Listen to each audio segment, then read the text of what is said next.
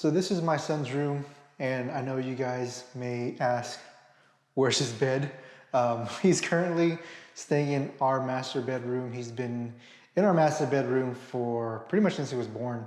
But he's approximately, at the time of this recording, he's 15 months old. He might be a little bit older by the time I finish this video. Let's see. But we want to eventually put him into this room so that he has a space of his own. So what we're going to do with his room first is tackle this wall right here. Right now, the room has this popcorn finish to it. We're gonna get rid of the popcorn texture on this accent wall right here. We're gonna smooth it out. And then we'll do some wood accents on this wall here, paint it to a nice color. And then we'll pretty much finish the rest of the room with decorations.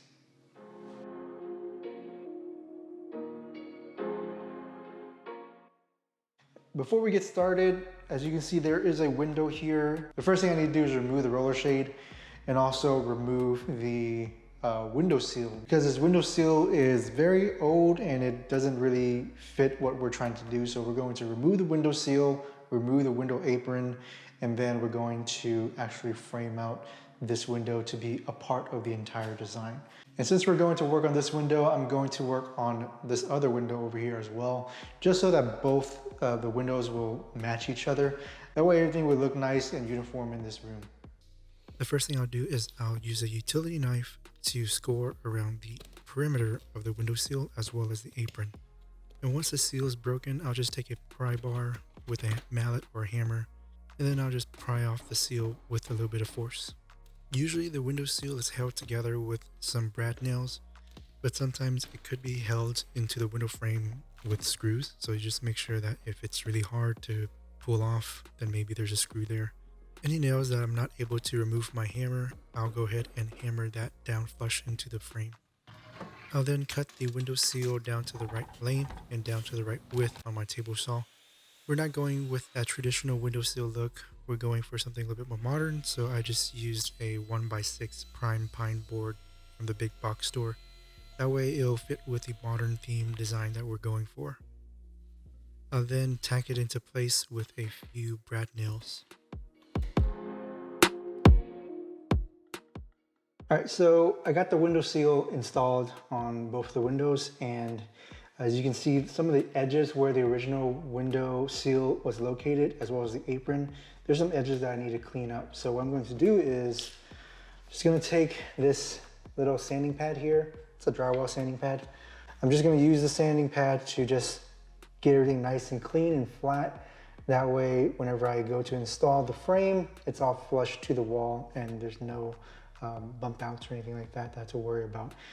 You might have realized that our walls are already smooth. That's because I didn't record this in the right order that I would normally follow. My wife did most of the drywall work first before I was able to replace the window seal. But I do have video showing how we smooth out our walls. We have popcorn texture in pretty much the entire house. What we did was apply 2 layers of drywall compound, and these 2 layers were pretty rough. They were just there to fill in all those tiny little gaps between the texture. We sanded between coats and made sure that everything was really smooth. That's pretty much where we left it until I was able to get back to work on the wall. So what I'm doing right now is I got the window seal installed onto this window here, and I'm slowly just repatching that bottom area there. I didn't get a video of that, but it's pretty much, you cut up the drywall to that shape, screw it in, and you just patch it up with some mud. So I'm going to do a very thin layer of drywall compound through the entire wall. To do this, I'm just using an all-purpose drywall mixture. This mixture is already pre-mixed. It's not powdered, so you don't have to add any water or anything like that, but I am going to thin it out a little bit more just so that it flows on a little bit more smoothly, because we're just trying to do a very thin final top coat on this. For most of the work, I'm using this 12-inch drywall knife. The longer the applicator is, the smoother and more level you can get. I don't have a 36-inch one or 24, so I'm just using this 12-inch knife right here. Again, if you have a longer one, that's great. It's a lot better. You get better results with it, but you can still achieve it with a 12-inch one. And then I also have a 6-inch one for the smaller, tighter corners here. So that will help me make sure the smaller areas, the tighter corners are going to get filled, and I'm not going to create a huge mess with it. There's nothing much to it. Just put on the drywall compound, make sure everything is covered, and then making sure you smooth it out with your larger, longer knives. As I mentioned, we're just putting a very thin coat onto the wall. So whenever you're applying this drywall compound, sometimes you might put on more than you need. So as you're applying the compound onto the wall, just clean off any of the excess. The more you're able to remove now, the less sanding you have to do later on.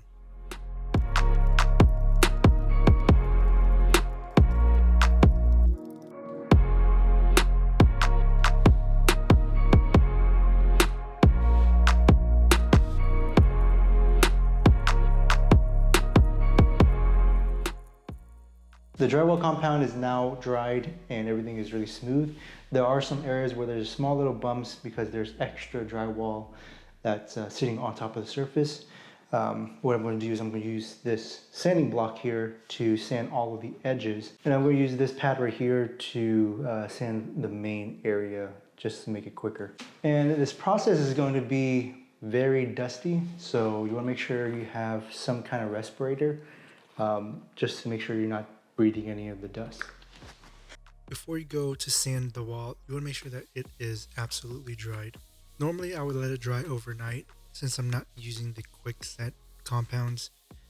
The quick set compound, it works really well if you're able to apply it on quickly. My experience with a quick dry compound is once it gets to a certain point, it's really hard to apply it onto the wall because it gets super thick. And that's why I didn't use it for this project. With the drywall sanded, I can now go ahead and focus on the trimmings for the window. I'm just using a 1x3 just to keep with the clean look that we're going for. It's been primed from the big box store, so I don't have to worry about priming it later on. I'm going to create a separate video showing you the details as to how I trimmed out the window.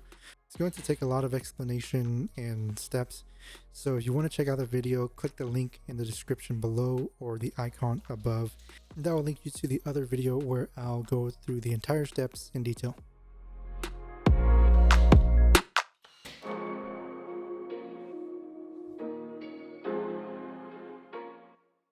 Once I got the trim on the windows installed, I will go ahead and frame out the border of my design using the same trims that I used for the windows.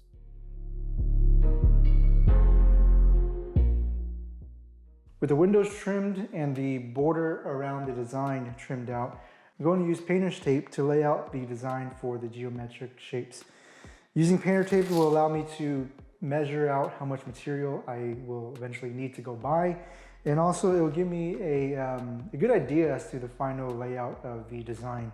And also if I need to change the design, just ripping apart the painter's tape is pretty easy, nothing much to it, so let's go ahead and do that. I think this is the fun part. You can get really creative with it. You can do whatever design you want. I wanted this wall to make a statement, so I'm adding some angles, but you can also simplify your design by keeping it squared. I'll start the design off with two of the main lines, which is the main diagonal line as well as the vertical line. And then from there, everything else sorts of fall into place, and I'm just doing this on the go. There's nothing that I'm following. If it does help you, you can always plan it out ahead of time on a sheet of paper, but I'm doing it based off of what I think looks good. If you do have access to a laser level, I think this is going to make it a lot easier to get everything perfect. If not, you can just use a bubble level, get the longest one that you can get. I'll start off with the easy parts, which is the more rectilinear part of the design. All this is just making sure that the seams are tight and everything is nice and leveled. From there, I'll establish the angle that I want the rest of my pieces to follow. What it is, I cut the bottom angle first where it touches the baseboard. Then I'll mark the angle where it touches the window trim, and I'll cut it on my miter saw. So if you're following the angle design that I'm doing, just know that it's a lot of referencing for you to get your joints perfect. If you're just assuming the angle, you're probably not going to get it really nice and tight. You want to make sure that you're referencing the angles based off of where it's going to be installed. Just like you see here, I'm using this long piece referencing off of the previous piece that I installed. Just so I can get the right angle on the other side of the window, I'll make that cut. Then I'll come back to get the final angle where it touches the border. And throughout the install, you'll see me using some wood shims behind the actual trim piece. That's because the wall is not perfectly flat and the pieces don't align properly. The shims allow the faces of your pieces to align properly together. That way you're not having to deal with this lip that you have to fill with Bondo later on. Before taking off the tape, I did take a picture of the design, so now it's just a matter of getting the remaining boards onto the wall. For this project, I'm filling the nail holes and the edges with Bondo. You can always use wood filler, but I feel like wood filler, it tends to crack over time. From my experience, Bondo is a lot tougher and it tends to not crack as easily as wood filler does. Sometimes the nails don't sink all the way through. So what I like to do is I'll just take a metal punch and a hammer and I'll just go ahead and hammer in the rest of that nail. Back to the Bondo, make sure you're mixing the Bondo correctly if you're going to use it. I ended up having to scrape off all the Bondo because it didn't cure properly. Once the Bondo cures, I'll apply caulking to all of the edges. That way it'll hide any of the gaps that I have, especially when my walls aren't perfectly straight.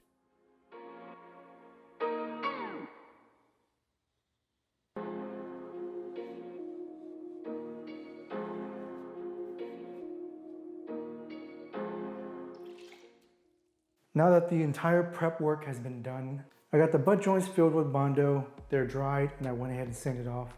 One thing about sanding Bondo is it's going to be a little bit hard, so I recommend you use a random orbital sander or some kind of mechanical sander. If you are going to use wood filler, you probably can just use a sanding pad and just manually with your hand sand off the wood filler. But with Bondo, it is a little bit tougher, so just keep that in mind. Everything's nice and sealed.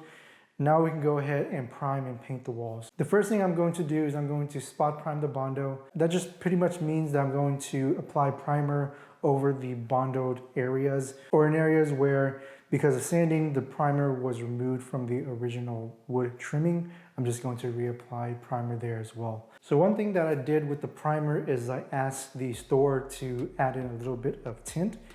That way, whenever I'm going to apply the primer onto the wall, I know exactly where the primer has been applied. And if there's areas where they need extra primer, then I can go ahead and locate that area. That will, in the end, give you a better paint finish. Especially if you're painting new drywall, you want to make sure that you're covering the entire area with primer before you go to paint. That will give you a much even paint finish later on when you go to add your top paint. And also with tinted primer, it will reduce the amount of final top coat that you need for your walls. So just keep that in mind whenever you're going to work on your walls. Consider tinting your primer. I think it's going to give you a much better result. Here's the primer that I'm using. If you're interested, I have the links down in the description. If you want to use the same products that I'm using. On the top there, it shows that it is 50% tinted lighter than the actual color that's going to go on the wall. So to apply the primer, I'm just going to use a tapered brush. And for the walls, I'm just going to use a roller. I'm not going to spray this on. And then once the primer dries, this primer dries usually in about an hour. I'm going to give it about 2 to 3 hours just to make sure that everything is nice and dried. Then I'm going to go ahead and apply the first coat of paint. And then after that, let the paint dry and then do the final coat. I'm going to do 1 coat of primer and then 2 coats of paint, and that should get me a good finish. I ended up only needing 1 coat of primer and 1 coat of paint. That shows you how well tinted primer really helps you in the end. When I'm priming and painting the walls, I'm not going all the way to the edge. I like to cut in my edges with a paintbrush. That's a skill that I'm constantly trying to build myself, and I think that anybody who is going to paint a lot, that's a skill that you should pick up as well.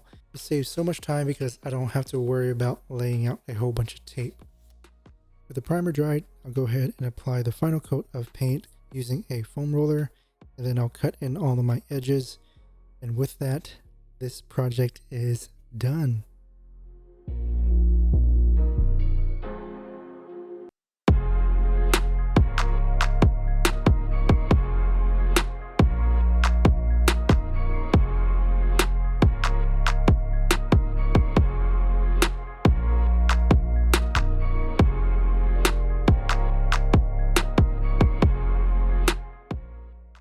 All right, guys, so as you can tell, this project was not as complicated as it looks. You could probably get this done in 1 or 2 weekends. Not a big deal at all. And also you get really creative with the design. You don't have to follow my diagonal lines that I have here. You can just keep it square, keep everything straight. If you are interested in the products that I use to create this wall, check out the description down below. There's links for you to buy all of these products. Just keep in mind those affiliate links do help me out a little bit, so I appreciate you guys helping and supporting this channel.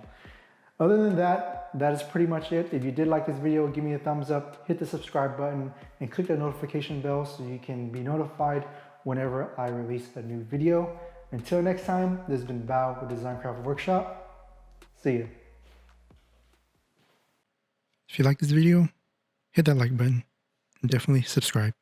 Thanks.